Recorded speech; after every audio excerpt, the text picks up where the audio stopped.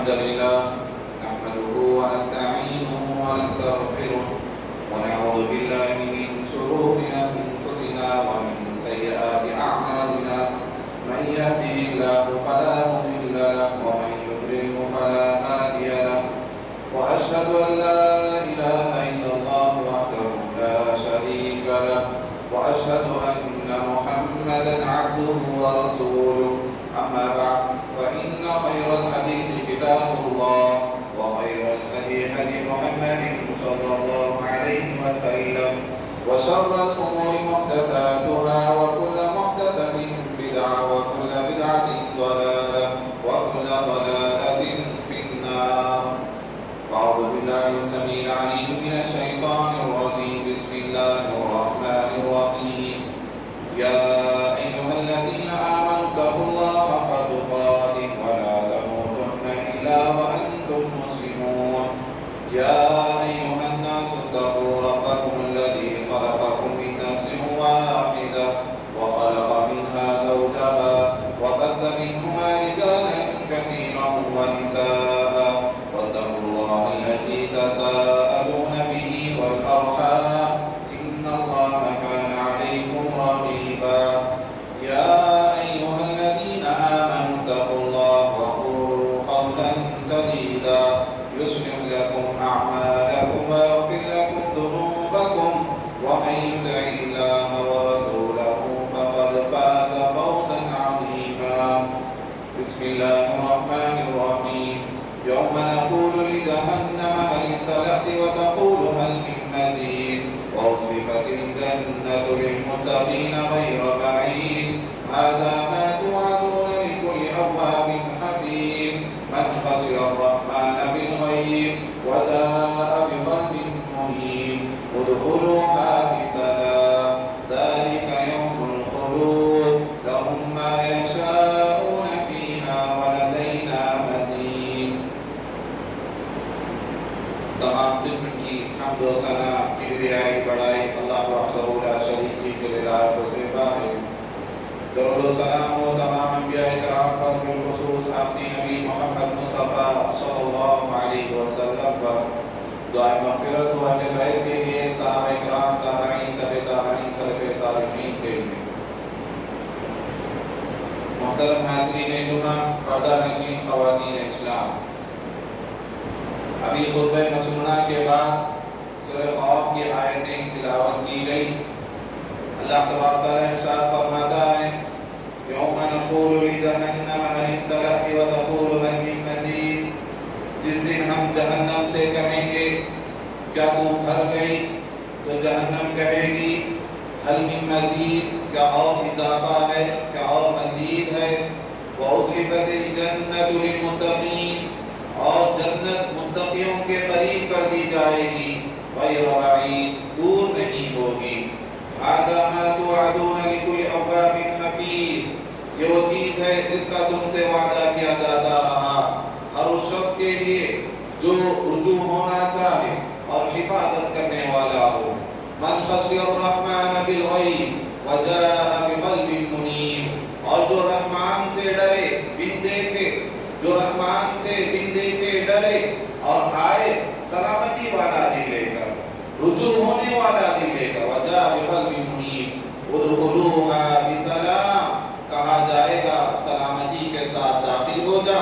ذالک یوم الخلود، یہ ہمیشہ ہمیشہ رہنے والا دن ہے. لہم ما یشاءون فیہا ولدینا مزید، ان کے لیے وہاں وہ چیزیں ہوں گی جو وہ چاہیں گے، جو کچھ وہ چاہیں گے ان کے لیے وہ چیزیں وہاں میسر ہوگی اور ہمارے پاس مزید اضافہ ہے. یہ آیتیں جس میں اللہ تبارک تعالیٰ نے جنت اور جہنم کا تذکرہ فرمایا ہے. اللہ نے فرمایا جنت متقیوں کے قریب کی جائے گی، جنت متقیوں سے قریب ہوگی، دور نہیں ہوگی. اور یہ متقیوں سے کیا ہوا وعدہ ہے جو کچھ ان سے دنیا میں کیا گیا ہے، اور ان سے قیامت کے دن کہا جائے گا کہ سلامتی کے ساتھ جنت میں داخل ہو جاؤ، اس میں تمہیں ہمیشہ ہمیشہ رہنا ہے. جنت میں تمہارے لیے وہ تمام نعمتیں ہیں جس کی تم خواہش کرو گے، جس کی تم تمنا کرو گے، اور اللہ تعالیٰ کے پاس مزید اضافہ ہے. محترم حاضرین، جنت مومن کا ایک حقیقی ٹھکانہ ہے، ایک دائمی ٹھکانہ ہے جو اللہ تعالیٰ نے مومن اور متقی بندوں سے اللہ تعالیٰ نے اس کا وعدہ فرمایا ہے۔ جنت یہ اللہ کی بنائی ہوئی ایک مخلوق ہے جو ابھی ہے، ابھی اسی وقت جنت ہے، موجود ہے، اس کا وجود ہے، اللہ تعالیٰ نے اسے بنایا ہے اور یہ مومنوں کا ایک ٹھکانہ ہے۔ آج یہ فتنوں کا ایک دور ہے، ان فتنوں میں سے ایک فتنہ یہ بھی ہے کہ لوگ جنت اور جہنم کو ایک نظریہ سمجھتے ہیں، وہ یہ خیال کرتے ہیں کہ اس کا کوئی حقیقی مطلب نہیں ہے، بلکہ بس اللہ تعالیٰ نے لوگوں کو صحیح زندگی گزارنے کے لیے جنت کا شوق اللہ نے دلایا ہے تاکہ لوگ دنیا میں جنت کے حصول کے لیے اچھی زندگی گزاریں۔ اللہ تعالیٰ نے قرآن مجید میں جہنم کا خوف دلایا ہے، جہنم کے عذابات کا تذکرہ کیا ہے تاکہ لوگ دنیا میں اچھی زندگی گزاریں جہنم سے ڈرتے ہوئے، ورنہ حقیقت میں اس کا کوئی تصور نہیں ہے۔ اس طرح کا لوگوں کے پاس ایک نظریہ پایا جاتا ہے اور یہ نظریہ کفریہ عقیدہ، کفریہ نظریہ ہے۔ جو شخص یہ یقین رکھتا ہو یا یہ نظریہ رکھتا ہو کہ جنت اور جہنم کا کوئی حقیقی ٹھکانہ نہیں ہے یا اس کا کوئی چیز وجود نہیں ہے تو یہ کفریہ نظریہ۔ محترم حاضرین، جنت یہ وہ چیز ہے، اللہ تعالیٰ نے جب آدم علیہ السلام کو پیدا فرمایا تو اللہ تعالیٰ نے جنت میں انہیں داخل کیا۔ اللہ تعالیٰ نے قرآن مجید میں فرمایا وَيَا آدَمُ اسْكُنْ أَنْتَ وَزَوْجُكَ کہ اے آدم تم اور تمہاری بیوی، وَيَا آدَمُ اسْكُنْ أَنْتَ وَزَوْجُكَ الْجَنَّةَ کہ اے آدم تم اور تمہاری بیوی جنت میں رہو، وَكُلَا مِنْهَا رَغَدًا حَيْثُ شِئْتُمَا اس جنت میں تم اور تمہاری بیوی جہاں چاہو رہو، جس جگہ سے کھانا چاہو، جو پھل کھانا چاہو کھاؤ، وَلَا تَقْرَبَا هَٰذِهِ الشَّجَرَةَ فَتَكُونَا مِنَ الظَّالِمِينَ ایک چیز شرط یہ ہے کہ تم اس درخت کے قریب نہ جاؤ ورنہ تم ظالموں میں سے ہو جاؤ۔ آدم علیہ السلام شیطان کے فریب میں آ گئے، شیطان کے دھوکے میں آ گئے اور انہوں نے جس درخت سے منع کیا گیا اسی درخت کو انہوں نے چکھا، اس درخت کو انہوں نے کھایا، پھر اس کے بدلے میں انہیں جنت سے نکال دیا گیا اور انہیں دنیا میں بھیج دیا گیا، اور دنیا میں بھیجنے کے بعد اللہ نے پھر دوبارہ یہ فرمایا کہ اب دنیا میں رہتے ہوئے تم دوبارہ پھر جنت میں داخل ہونے کی کوشش کرو، اس کی طلب کرو، اس کا شوق پیدا کرو، اس کے لیے اعمال بجا لاؤ۔ اللہ تعالیٰ نے یہ حکم دیا۔ تو یہ دنیا حقیقی ٹھکانہ نہیں ہے، یہ دنیا ایک عارضی ٹھکانہ ہے، یہ دنیا ایک سفر ہے کہ ہم آخرت کی طرف ہم سفر کر رہے ہیں تاکہ ہم اس دنیا میں رہتے ہوئے جنت کو حاصل کرنے کی ہم کوشش کریں، جنت کو حاصل کرنے والے اعمال ہم بجا لائیں کہ اللہ تعالیٰ نے قرآن مجید میں فرمایا وَلَكُمْ فِي الْأَرْضِ مُسْتَقَرٌّ وَمَتَاعٌ إِلَىٰ حِينٍ کہ دنیا میں تمہارے لیے زمین میں ایک عارضی ٹھکانہ رکھا گیا ہے، ایک وقت مقررہ تک کے لیے فائدہ اٹھانے کی چیزیں اس میں رکھی گئی ہیں، لیکن اس میں بہنا نہیں ہے، کسی کو اصل سمجھنا نہیں ہے، بلکہ دنیا میں رہتے ہوئے آخرت کی فکر کرنا، آخرت کی ہمیں طلب کرنا۔ محترم حاضرین، جنت یہ ایک ایسی چیز ہے کہ آسانی سے حاصل ہونے والی چیز نہیں ہے، جنت اس کی بھی ایک قیمت ہے، جنت اس کا بھی ایک سودا ہے، یہ بھی ایک بزنس ہے، یہ ایک تجارت ہے۔ اللہ کے رسول صلی اللہ علیہ وسلم نے فرمایا الا ان سلعۃ اللہ غالیہ، لوگوں سنو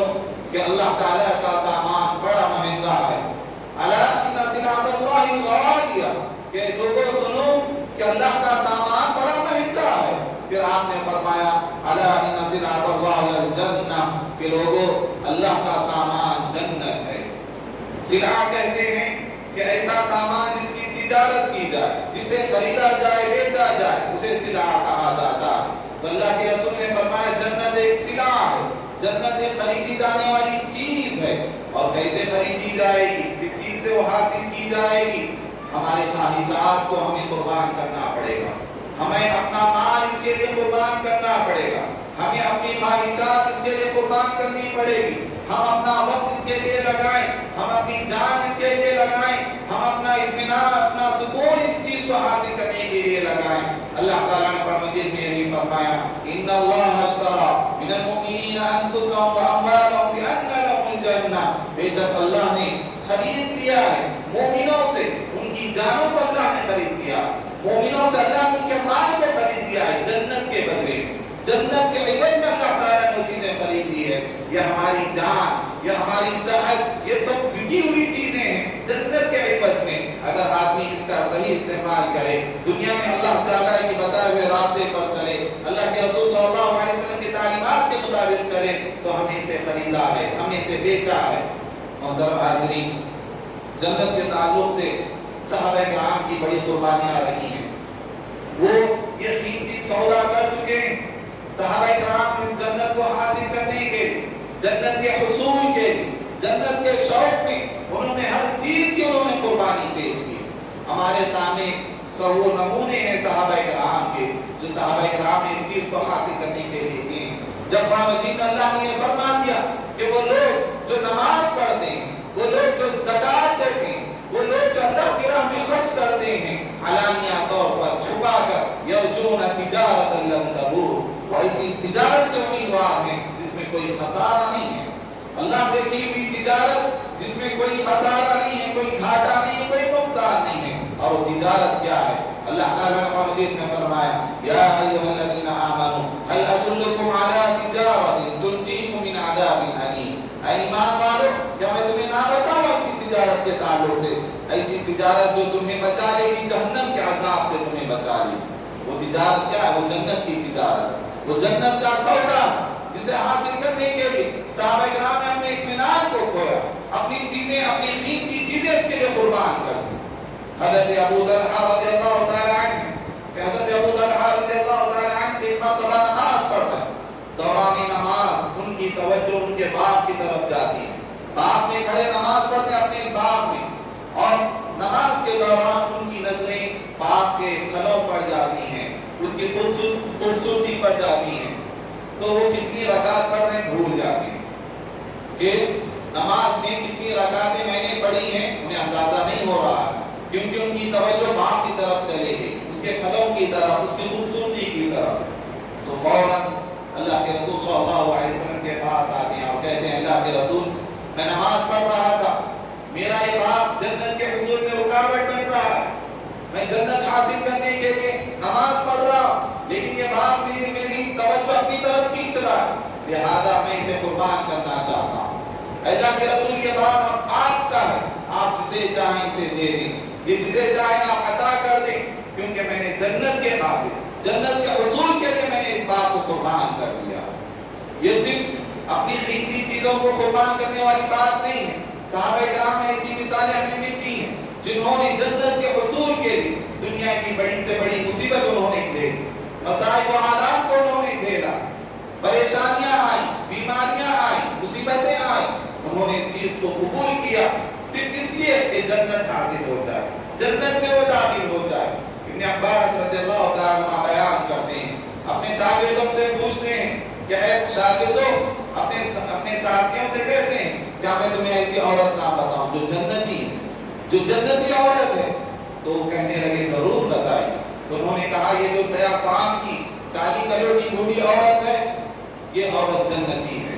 اللہ کے رسول صلی اللہ علیہ وسلم کے پاس ایک مرتبہ آتی ہیں، آ کر کہتے ہیں، اللہ کے رسول، مجھے مرنے کی بیماری ہے، پیٹھ کی بیماری ہے، آپ میرے لیے دعا کریں کہ اللہ تعالیٰ مجھے اس بیماری سے نجات دے، کیونکہ جب یہ بیماری مجھ پر عائد ہوتی ہے تو اس وقت میرے صدر ہٹ جاتے ہیں، میرے جسم سے کپڑے ہٹ جاتے ہیں، میرا صدر کھل جاتا ہے، تو لہذا آپ اس بیماری سے نجات، اس بیماری سے عافیت کے لیے آپ میرے لیے اللہ سے دعا کریں۔ اللہ کے رسول صلی اللہ علیہ وسلم اس خاتون سے، اس انصاری خاتون سے کہتے ہیں، ان شئتی صبرتی فلک الجنہ، اے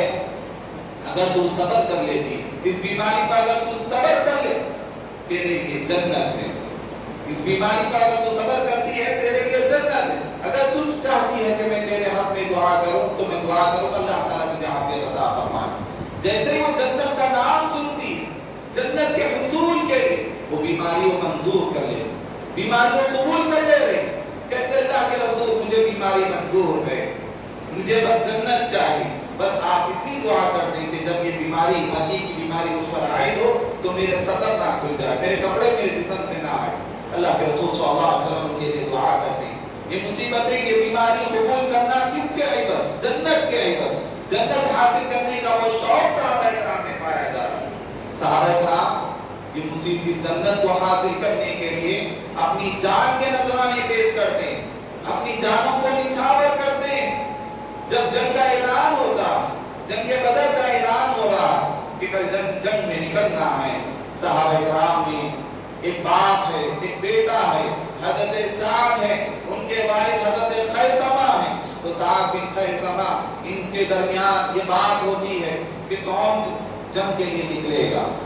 क्योंकि एक आदमी निकल सकता है, एक आदमी घर में रहना उसका लाजिम है ताकि वो घर बार का इत्तेमाम करे, घर के औरतों को संभाले, बच्चों को संभाले। एक आदमी जंग में जा सकता है, कौन जाएगा, बाप जाएगा या बेटा जाएगा, दोनों में झगड़ा, फिर कुर्बान डाला जाता, कुर्बानदाजी होती है, बेटे का नाम आता कि बेटा जाएगा, बाप कहता है ऐसा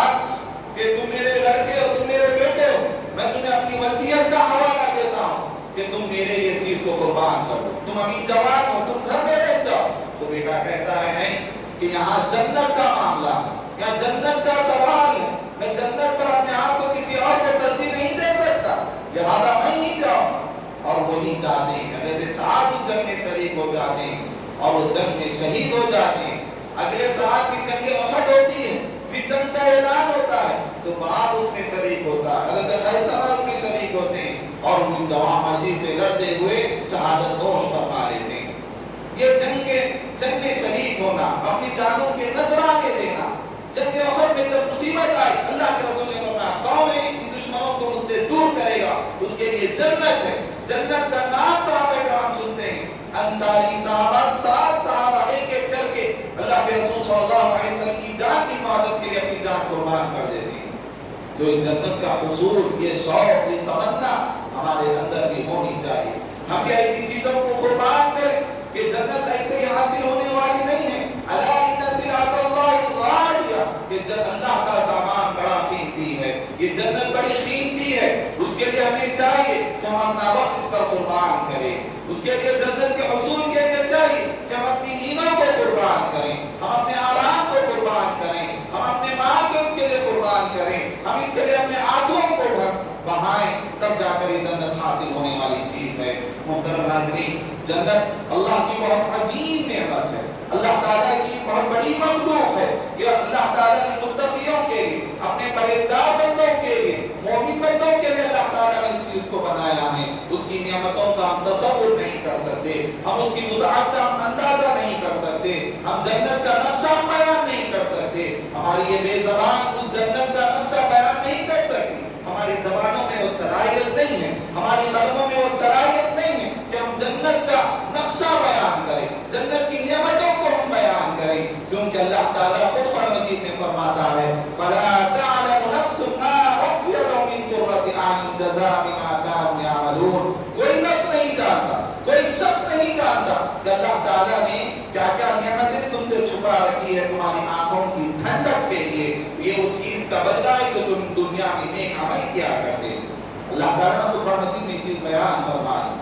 अल्लाह ताला कुरान मजीद में मोमिन बंदों से मुखातब करते हुए कह रहा है वसारिउ इला मगफिरतिन मिन रब्बिकुम व जन्नतिन अर्दुहा अस्समावातु वल अर्दु उइद्दत लिल मुत्तकीन। ऐ लोगों, दौड़ो, लगो अपने रब की मगफिरत की तरफ, रब की मगफिरत की तरफ दौड़ो और जन्नत की तरफ दौड़ो जिसकी चौड़ाई आसमान और जमीन के बराबर है, जो अल्लाह ताला ने मुत्तकीयों के लिए बयान की, तैयार की है। मोहतरम हाज़रीन, जन्नत, इसकी नियामतों में एक नियामत ये भी है कि जन्नत के 8 दरवाजे, जहन्नम के 7 हैं, जन्नत के 8 दरवाजे अल्लाह ताला ने रखे। और अल्लाह ताला ने, अल्लाह के रसूल सल्लल्लाहु अलैहि वसल्लम ने इसमें से 5 दरवाजों के नाम भी बताए। बाबुस सलाह है, नमाजियों के लिए एक दरवाजा, बाबुस सदका है, सदके वालों के लिए एक दरवाजा, बाबुल जिहाद है, जिहाद करने वाले मुजाहिदीन के लिए एक दरवाजा उसमें मुख्तस किया गया, बाबुल रैयान है, रोजेदारों के लिए एक दरवाजा रखा गया, बाबुल अयमन है कि दाहिने हाथ वालों के लिए खास दरवाजा अल्लाह ताला ने बनाया है। और भी दरवाजे हैं, 8 दरवाजे अल्लाह ताला ने जन्नत के बनाए हैं। और एक एक दरवाजे के पटों की जो चौड़ाई है, अल्लाह के रसूल सल्लल्लाहु अलैहि वसल्लम ने फरमाया कि एक आदमी अगर उसमें दौड़ता चला जाए, 100 साल की मसाफत तक दौड़ता चला जाए, तब भी वो पार नहीं कर पाएगा। ये जन्नत के दरवाजों की चौड़ाई है, तो हम जन्नत का अंदाजा कैसे कर सकते हैं? نعمت، اس کی چوڑائی، اس کے حدود اربع، اس کے اندر جو نعمتیں ہیں، جو گھر ہیں، جو محلات ہیں، جو نہریں ہیں، ہم اس کا تصور نہیں کر سکتے۔ اور اللہ کے رسول صلی اللہ علیہ وسلم نے جنت کی نعمتوں کا تذکرہ کرتے ہوئے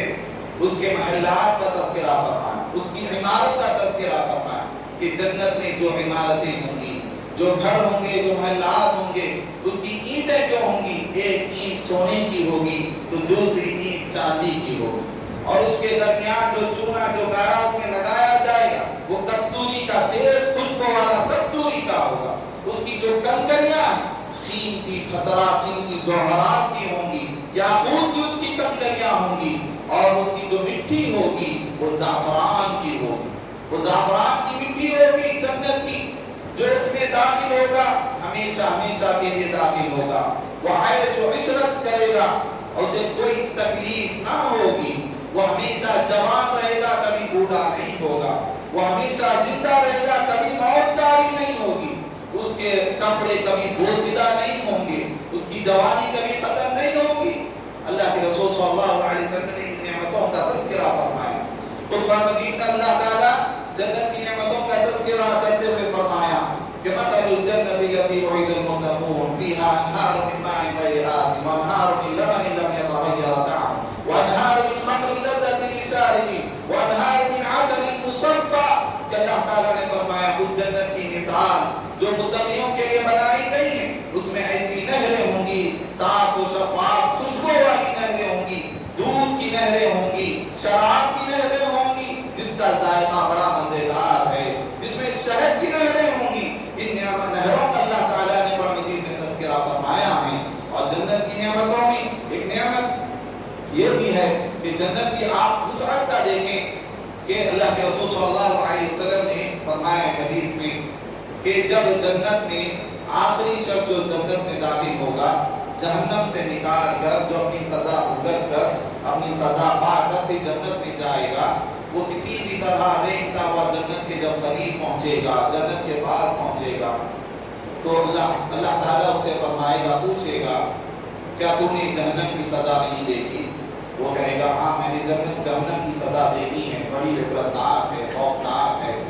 پھر اسے کہا جائے گا جنت میں تو داخل ہو جا، یہ تیرا ٹھکانہ ہے۔ تو وہاں دیکھے گا ہر شخص اپنے اپنے ٹھکانوں پر ہے، پوری جنت میں ہر شخص اپنے اپنے ٹھکانوں پر ہے۔ یہ شخص سوچے گا کہ میں آخر میں جا رہا ہوں، میرے لیے جگہ ہوگی یا نہ ہوگی۔ اللہ تعالیٰ اس سے کہے گا تو تمنا کر، تو خواہش کر، کتنی تجھے جنت چاہیے۔ پھر اللہ تعالیٰ پوچھے گا، کہے گا کیا دنیا میں ایک جتنی بڑی سلطنت تھی، کیا میں اتنی تجھے عطا نہ کروں؟ وہ کہے گا کیوں نہیں، ضرور عطا کروں۔ اللہ تعالیٰ آخری شخص کو دنیا جیسی بڑی سلطنت اور اس جیسی 10 سلطنتوں کا اسے مالک بنائے، پھر بھی جنت پوری نہیں ہوگی، جنت کی جگہ ابھی باقی رہے گی۔ پھر اللہ تعالیٰ ایک دوسری مخلوق کو پیدا کرے گا، پھر اس جنت کی جگہ کو پر کیا جائے۔ تو جنت کی وسعت کا ہم اندازہ نہیں کر سکتے کہ کتنی اس میں جگہ ہوگی۔ ایک آخری آدمی جو جنت میں جائے گا اس کے لیے اس کی یہ جگہ اللہ تعالیٰ اسے عطا فرمائے گا کہ اس دنیا اور اس دنیا جیسی بڑی 10 سلطنتوں کا مالک اللہ تعالیٰ اسے وہاں بنائے گا۔ اور جنت کی نعمتوں کا بھی ہم تصور نہیں کر سکتے کیسی کیسی نعمتیں ہوں گی، کیونکہ اللہ کے رسول صلی اللہ علیہ وسلم نے فرمایا وعدت لعبادی الصالحین، اللہ تعالیٰ فرماتا ہے میں نے اپنے بندوں کے لیے، متقی بندوں کے لیے ایسی جنت تیار کر رکھی ہے ما لا عین رأت، کسی آنکھوں نے ان نعمتوں کو نہیں دیکھا ہے، ولا اذن سمعت، نہ کسی کانوں نے ان جیسی نعمتوں کے تعلق سے سنا ہے، ولا خطر علی قلب بشر، نہ کسی انسان کے دل میں ویسا تصور، ویسا خیال بھی نہیں آیا کہ ایسی نعمتیں ہو سکتی ہے، تصور بھی نہیں جا سکتا۔ اللہ تعالیٰ نے خود نعمتوں کے تعلق سے ایسا بیان فرمایا، یہاں تک کہ اللہ کے رسول صلی اللہ علیہ وسلم نے فرمایا کہ اللہ تعالیٰ روز قیامت کا، قیامت کے دن ایک ایسے شخص کو لائے گا جو انسانی تاریخ کا بڑا مظلوم ہے، بڑا پریشان حال، کہ دنیاوی زندگی اس کی بڑی مصیبتوں میں گزری، پریشانیوں میں گزری، حوادثات میں گزری، بیماریوں میں گزری، بہت ہی مظلوم پریشان حال شخص کو دنیا کا قیامت کے دن لایا جائے،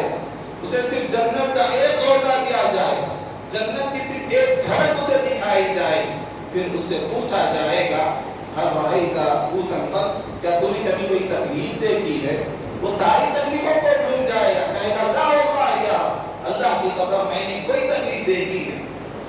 مصیبتیں جو زندگی بھر اس نے مصیبتیں کھیلی، صرف جنت کی ایک جھلک دیکھ کر، ایک غوطہ کھا کر ساری مصیبتوں کو بھول جائے، کہے گا مجھے مصیبت معلوم ہی نہیں۔ اللہ تعالیٰ نے جنت تیار کر رکھی ہے، اور جنت میں درجات ہیں، 100 درجے ہیں جنت کے، اور ایک ایک درجے کے درمیان، 2 درجوں کے درمیان جتنا فاصلہ ہوگا آسمان و زمین کے درمیان کی مسافت والا فاصلہ ہوگا، اتنی مسافت ہوگی۔ 2 درجوں کے درمیان میں سے 100 درجے اللہ تعالیٰ نے رکھے مجاہدین کے لیے، اللہ تعالیٰ نے تیار کر رکھے۔ پھر اللہ کے رسول نے فرمایا جب تم جنت مانگو تو سب سے اونچا درجہ مانگو، جنت الفردوس اللہ تعالیٰ سے مانگو، یہ جنت کا سب سے اونچا مقام ہے، جنت کا سب سے اعلیٰ مقام ہے، اور وہیں سے جنت کی نہریں بہتی ہیں، اسی کے اوپر رحمان کا عرش ہے، یہ مومنوں کے لیے اللہ تعالیٰ نے تیار کر رکھا۔ تو یہ درجات جنت کی درجات ہیں، اور جنت کا سب سے بڑا انعام اللہ تعالیٰ کا دیدار ہے، سب سے بڑا انعام، جنت کی سب سے بڑی نعمت۔ اللہ تعالیٰ جنتیوں سے کہے گا، ایک وعدہ ہے جو ابھی باقی رہ گیا، جنتی کہیں گے کہ ہم تو جنت میں داخل ہو گئے، اے پروردگار تو نے ہمارے اعمال میں ہمارے ترازوں کو وزن کر دیا، اے پروردگار تو نے ہمیں جنت میں داخل کر دیا، ہر نعمتوں سے تو نے ہمیں نوازا، جہنم سے ہمیں بچا لیا، اب کون سی نعمت باقی رہ گئی؟ اللہ تعالیٰ اپنا پردہ ہٹائے گا، تمام جنتی اللہ تعالیٰ کا دیدار کریں گے، اور یہ ایک ایسا دیدار ہوگا کہ جنت کی تمام نعمتیں اس کے سامنے کچھ نہیں ہوگی۔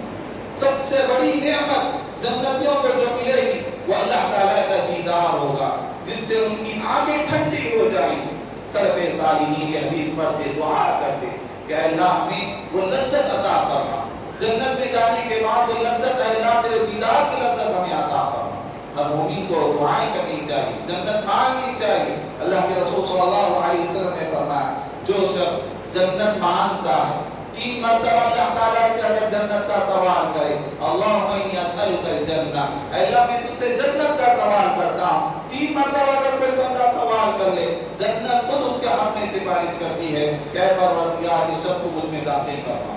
تو ہر مومن کو یہ خواہش ہونی چاہیے اور یہ تمنا رکھنی چاہیے، اور اللہ تعالیٰ نے اس کے لیے آسان نسخہ یہی ہے کہ آدمی اپنے نفس پر کنٹرول کرے، اپنے دل کو تمام برائیوں سے اپنے دل کو پاک و صاف رکھے، کیونکہ اللہ تعالیٰ قرآن مجید میں کیا فرمایا، وَأَمَّا مَنْ خَافَ مَقَامَ رَبِّهِ وَنَهَى النَّفْسَ عَنِ الْهَوَىٰ فَإِنَّ الْجَنَّةَ هِيَ الْمَأْوَىٰ۔ جو شخص رب کے سامنے کھڑا ہونے سے ڈرے، وَأَمَّا مَنْ خَافَ مَقَامَ رَبِّهِ، جو شخص اللہ کے سامنے کھڑا ہونے سے ڈرے، وَنَهَى النَّفْسَ عَنِ الْهَوَىٰ، اپنے خواہشات پر کنٹرول کر لے، اپنے خواہشات پر کنٹرول کرے، گناہوں سے اپنے آپ کو بچائے، فَإِنَّ الْجَنَّةَ هِيَ الْمَأْوَىٰ، اس شخص کا ٹھکانہ جنت المأویٰ ہوگا۔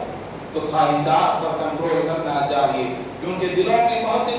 برائیاں اس کی خواہشیں ہوتی ہیں، آدمی کو ان خواہشات کو دبانا چاہیے، اللہ تعالیٰ کا تقوی، اللہ کا ڈر اپنے دل میں بٹھانا چاہیے، اور دنیا میں رہتے ہوئے یہ تصور کریں کہ دنیا ایک عارضی ہے، یہ عارضی ٹھکانہ ہے، اور اللہ کے رسول صلی اللہ علیہ وسلم کی حدیث کو یاد کریں۔ اللہ کے رسول صلی اللہ علیہ وسلم نے حضرت ابن عمر رضی اللہ عنہما سے ارشاد فرمایا، کن فی الدنیا کأنک غریب او عابر سبیل، کہ دنیا میں اس طرح رہو گویا ایک مسافر ہو، راہ چلتے ہوئے ایک مسافر ہو، ایک اجنبی انسان کی طرح رہو۔ یہ دنیا بڑی فریب ہے، بڑی رنگین ہے، آدمی اس میں یعنی غافل ہو جاتا ہے، اس کی دل فریبیوں میں غافل ہو جاتا ہے، دنیا کی طلب میں آخرت کو بھول جاتا ہے۔ ہر مومن کو چاہیے اس کا اصل ٹھکانہ، اس کے حقیقی جو سفر ہے وہ آخرت والا سفر ہے، جنت کا حصول ہے، اس کی طلب میں وہ لگے ہوا رہے۔ اللہ تعالیٰ نے مجید میں فرمایا، فَمَنْ زُحْزِحَ عَنِ النَّارِ وَأُدْخِلَ الْجَنَّةَ فَقَدْ فَازَ، جو شخص جہنم سے بچا لیا جائے، جو شخص جنت میں داخل کر دیا جائے، اصل کامیابی یہی ہے۔ تو اس کامیابی کی طرف ہر انسان کو لپکنا چاہیے۔ وَفِي ذَلِكَ فَلْيَتَنَافَسِ الْمُتَنَافِسُونَ، پھر متفقین میں اللہ تعالیٰ نے فرمایا کہ نعمتوں کا تذکرہ کرتے ہوئے اللہ نے فرمایا سبقت کرنے والوں کو ایسی چیزوں کی طرف سبقت کرنی چاہیے، مقابلہ کرنے والوں کو ایسی نعمتیں حاصل کرنے کی طرف مقابلہ کرنا چاہیے۔ تو ہر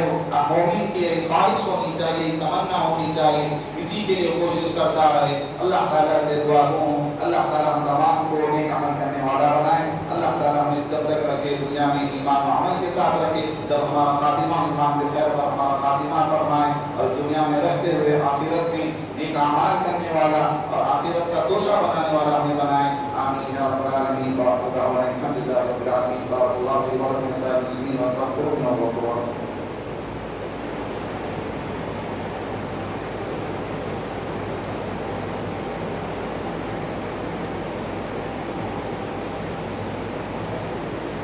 الحمد لله نحمده ونستعينه ونستغفره ونعوذ بالله من شرور انفسنا ومن سيئات اعمالنا من يهده الله فلا مضل له ومن يضلل فلا هادي له واشهد ان لا اله الا الله وحده لا شريك له واشهد ان محمدا عبده ورسوله. اعوذ بالله من الشيطان الرجيم. بسم الله الرحمن الرحيم. ان الله وملائكته يصلون على النبي يا ايها الذين امنوا صلوا عليه وسلموا تسليما. اللهم صل على محمد وعلى ال محمد كما صليت على ابراهيم وعلى ال ابراهيم انك حميد مجيد. اللهم بارك على محمد وعلى ال محمد كما باركت على ابراهيم وعلى ال ابراهيم انك حميد مجيد. عباد الله رحمني ورحمكم الله. ان الله يامر بالعدل والاحسان وايتاء ذي القربى وينهى عن الفحشاء والمنكر والبغي يعظكم لعلكم تذكرون. اذكروا الله يذكركم وادعوه يستجب لكم ولذكر الله اكبر والله يعلم ما